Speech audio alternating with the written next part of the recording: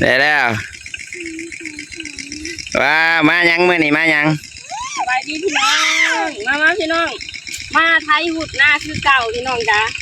มาหาหน่อไม้นี่ก็ตุ้มได้หน่อไม้ซา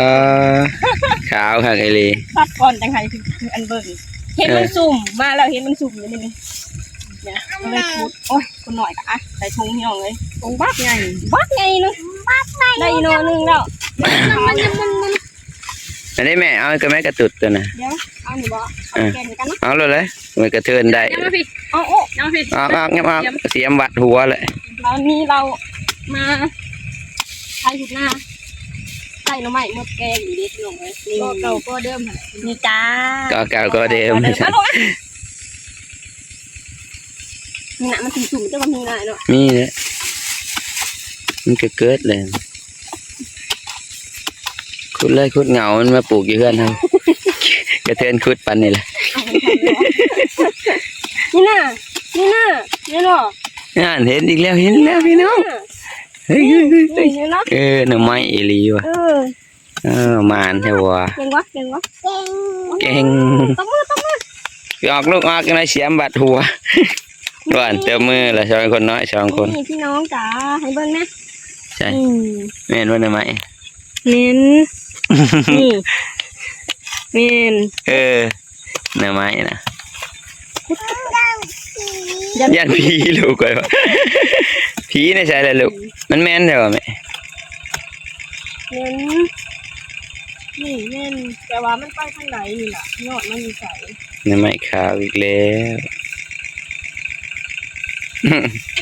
นี่คือซุ่มที่จะเม่นนี่เด้อในจันยืนมาเหนียวยักวันนี้ก็ซุ่มนะวัดทัวร้านซะนั่นดิพูดลงไปเห็นออกไหมลูกเอามาเห็นลูกมันสุ่มมันลงไปเห็นนั่นดิวัดทัวร้านดิแอบออกมาลูกดินบพิธีเลยดังโกกเลยตัวหน่อใหญ่เลยหน่อมันใช่ไหมไม่เห็นลูกจะบุ้งวนไปทางไหนกระป้ายมันแล้วขึ้นมาทางนี้แม่เงามันทางนั้นมันวงมันสุ่มอยู่นี่หรอคือเป็นใหญ่เลยขุดไปเรื่อยชับอีกได้อีกเมื่อนั้นสลามมาเอาอะไรได้เจนึงพี่น้องฉลาก็มาเอาในกอนี่แหละมือนั้นได้แกงหนึ่งในหม้อหนึ่งแกงมันน้อยปะแม่นบ่เลยนี่แม่นแหละนี่เด็กใส่หัวมันเรียกหัวอยู่นี่ยับเข้ามาเนี่ยพี่น้องเนี่ยกำลังจะพ้นว้าวต่อจอนนี่มาพ้นแล้วเห็นปะมาพ้นแล้วไม่พ้นแล้วจูคุณแม่จูตะมือคุณแม่จูซับแก่ค่ะแก่แน่เลยเฮ้ยเห็ดคืบตายแล้วได้แมงน่ะใช่ว้าวเขาได้แกงเราสามมือแล้วนี่ได้แล้วสิได้แกงแต่ช่องนอนนี่แหละเบิ่งชับมาแต่เงาท้องแดงว้าว โอ้ใหญ่เลยตัวนี้เก่งมากจับมือนี่พี่น้องเลยเขาโอเคมาลูกใส่ถุงนี่ได้ท้องแดงแล้วพี่น้องเราได้แกงอ่ะเดี๋ยวแกงไหมแกงโอ้โหก็น่าจะใหญ่เติบด้วยบดอนจังเอาไม่ได้เลยได้แกงไหมล่ะแกงที่จุดเลยลงกลางกอซะเนาะครับเป็นบางแนงมันเดี๋ยวขึ้นไปเจ้าบ่มีอยู่จากเชิงโอ้ใหญ่เติบเลยพอได้แกงแล้วฟังนะเจ้าของพี่น้องอ้าวอีโกมาหาเนาะแมนซ้ำหน่อนี่ก็พอแกงละแมนนี่ได้หน่อขาว2หน่อดิพี่น้องเอ้ยนี่ตะปูดเอาแล้วนะตะปูดตะปีดแมนเอาเติมกันเอาไปเติมกันจับ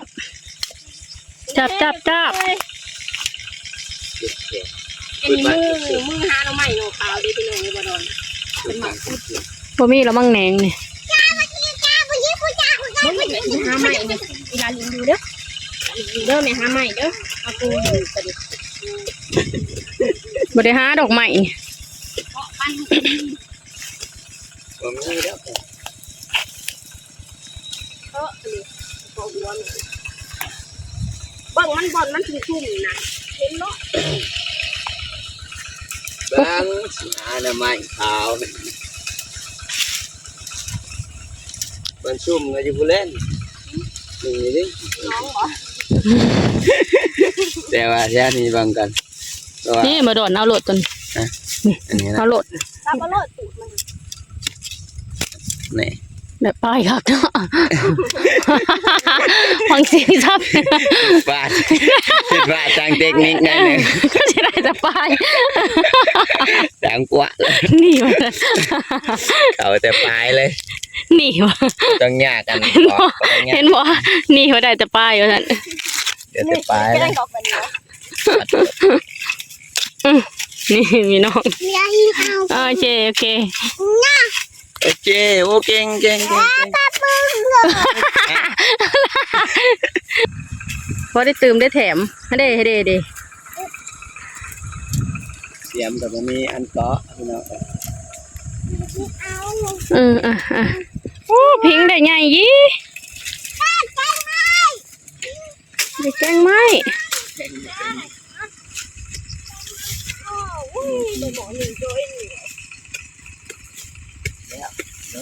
แกงน้อยมันจังแซ่บแกงหลายบ่แซ่บ มันเจ้ากันมันบอลมันชุ่มมาได้มีบ่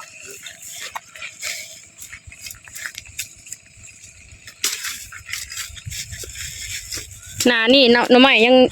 อึดอยู่ได้พี่น้องเลย คนบ่ตกเนาะ ว้าหนอ หน่อบ่ ใช่ ออกไงมันออกกระปูดเลยเนี่ย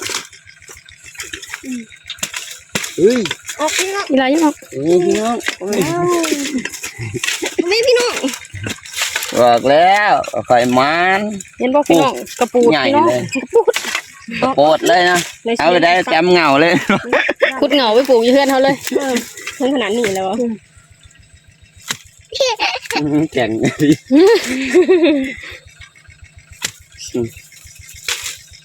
โอ้ใหญ่เลย อาจารย์ว่าชูหาหน่อไม้อยู่นั่นแหละ บ่มาเปลี่ยนกูดอก ใส่หน้าเนียมแล้วเนี่ยอีกเนียมแล้วเนี่ยได้สองไห้แล้ว ก็ได้สิออก เหี้ยเลยใหญ่เติบ น้องเคยให้อยู่ใส่เด้อสิว่าว้าว พอแกล้งคักบ่นี่ ตั้งมือ พอแกล้งคักบ่นี่ เก่งมากโมเก่งมากโม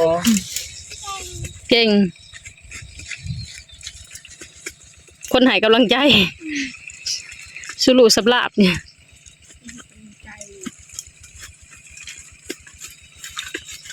อย่าหาไม้ลูกเอาหาไม้ เก่ง ทางนั้น ตาลูกซะ ไถนาสิแล้วเลย ใส่หน้าก่อนทีแล้วแล้วให้ สอนคัน กินแรงก็เด้อ แหนงน่ะจนยาวแหนง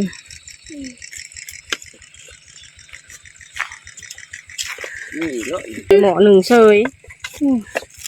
ได้ร้ายคงข่อยมือน่ะได้คงข่อยมือน่ะก็ยังแกงพอดีแซ่บสองยอด พอดีคิดฮอด เอ้ย อันใด ก็ลูก อีกแล้ว